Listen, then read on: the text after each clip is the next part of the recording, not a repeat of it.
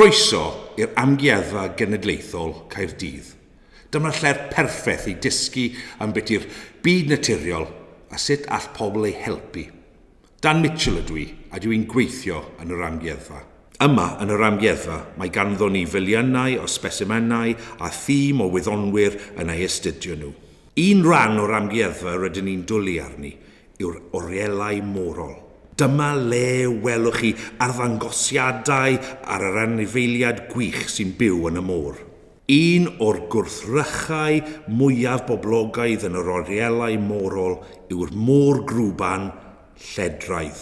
Mae cyndeiddiau'r môr grwban wedi bodoli ers miliynau o flynyddoedd. Ond heddiw, maen nhw'n wynebu problemau oherwydd gweithredoedd dyn. Allwch chi feddwl am esiampl? Efallai eich bod chi'n gwybod am un o'r problemau mwyaf yn barod. Sbwriel. Mae llawer o'r sbwriel rydyn ni'n ei daflu yn gyrraedd y môr.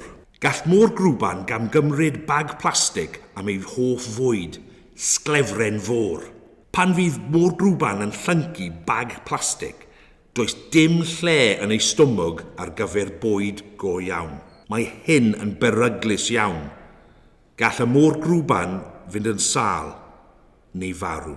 Allwch chi feddwl am anifeiliaid eraill sy'n cael ei hefeithio gan sbwriel yn y môr? Pob un. Mae pob anifail yn y môr wedi cysylltu mewn cadwyn fwyd anferth. Dychmygwch fod anifail bach yn bwyta darn o sbwriel. Bydd yr anifail wedyn yn cael ei fwyta gan anifail mwy, gan basio'r sbwriel ar hyd y gadwyn fwyd. Mae hyn yn digwydd ar bob cam o'r gadwyn fwyd. Gall effeithio arno ni os ydyn ni'n bwyta pysgod. Ond gall effaith dyn fod yn bositif hefyd. Drwy ddefnyddio ein meddyliau creadigol, gallwn ni dychymygu a datrys problemau. O wyddonwyr sy'n gweithio'n galed i daclo cwestiynau mawr, i gymunedau sy'n gwarchod eu hamgylchfydd lleol, a teuluodd sy'n gwneud penderfyniadau syml.